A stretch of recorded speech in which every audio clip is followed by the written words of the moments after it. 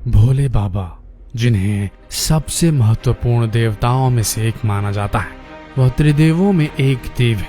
इन्हें देवों के देव महादेव कहा जाता है। इन्हें भोलेनाथ, शंकर, महेश, रुद्र, नीलकंठ, गंगाधर आदि नामों से भी जाना जाता है।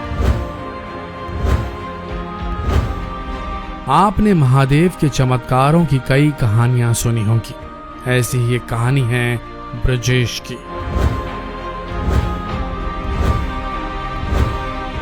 ब्रजेश सिंह आर्मी के एक रिटायर्ड अफसर थे। शादी के बाद ब्रजेश सिंह को एक भी बच्चा नहीं था, लेकिन महादेव की कृपा से उन्हें शादी के 7 साल बाद संतान सुख की प्राप्ति हुई और उन्होंने अपने बेटे का नाम देवेंद्र रखा। देवेंद्र भी अपने पिता की तरह ही एक आर्मी ऑफिसर बन गए। उनकी शादी हुई और उन्हें 2 साल का बेटा था। हालांकि देवेंद्र महादेव के परम भक्त नहीं थे, लेकिन वह महादेव के विचारों पर जरूर अमल करते थे। देवेंद्र ना ही पूजा पाठ करते थे और ना ही मंदिर जाया करते थे, लेकिन महादेव को वे मन ही मन बहुत ज्यादा मानते थे। अक्सर ये देखा गया है कि लोग अपने अपने तरीकों से अपनी भक्ति प्रेम को प्रकट करते हैं और देवेंद्र भी कुछ इसी तरह के इंसान थे। वे दिखावे की दुनिया से दूर रहते थे। देवेंद्र आर्मी में पदस्थ थे और एक बार छुट्टी लेकर वे घर आए। घर में कुछ दिन रहने के बाद उनकी छुट्टियां समाप्त हो गई और वे वापस अपने कैंप की तरफ जाने की तैयारी करने लगे। इसी बीच देवेंद्र ने अपने पिता ब्रजेश से कहा, पिताजी, आप एक छोटी सी जगह ले लीजिए और हमेशा भंडारा करवाया कीजिए उसमें, ताकि कोई भी व्यक्ति भूखा न रहे। ब्रजेश ने देवेंद्र से कहा, बेटा, तुम अपने हाथों से इस शुभ काम को क्यों नहीं करते? तब देवेंद्र ने कहा कि मेरा बुलावा आ गया है, मुझे महादेव ने बुलाया है और इसीलिए इस काम को आपको ही करना होगा। देवेंद्र की बात सुनकर ब्रजेश को थोड़ा अटपटा लगा, लेकिन उन्होंने इसे हंसी मजाक में टाल दिया। देवेंद्र अपने कैंप में वापस चले गए और उसके ठीक दिन बाद देवेंद्र देश के लिए शहीद हो गए। बेटे की मौत के बाद ब्रजेश को अपने बेटे द्वारा कही गई बात याद आई, इसलिए उन्होंने एक हाईवे के करीब जमीन खरीदी और उस पर भंडारा कराने का काम शुरू किया। धीरे धीरे उस जमीन पर इमारतें बनती गई, लोग आते गए और सभी काम सुचारू रूप से होने लगा। लेकिन एक दिन कुछ लोग ब्रजेश के पास आए और उन्होंने उनसे कहा कि ये जमीन उनकी है और उन्होंने ब्रजेश के समकक्ष उस जमीन से जुड़े कागजों को प्रस्तुत किया, लेकिन उसी तरह के कागज ब्रजेश के पास भी थे। ये समझना मुश्किल था कि आखिर असली जमीन का मालिक कौन है, क्योंकि दोनों के ही पास जमीन के कागजात थे।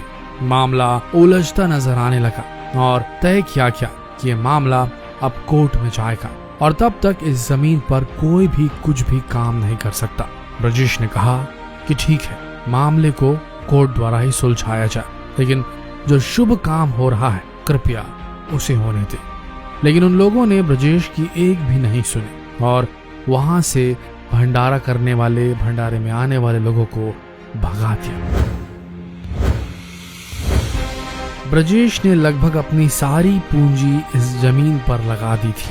कोर्ट केस चलता रहा और धीरे धीरे दिन बीतते गए। लगातार कोर्ट के चक्कर काट काट कर ब्रजेश थक चुका था, इसलिए निराश होकर उसने एक दिन अपने बेटे का ध्यान करते हुए उससे माफी मांगी। कहा कि बेटा, अब इस उम्र में मुझसे और दौड़ भाग नहीं हो पाएगी, इसलिए मुझे अब माफ कर दो।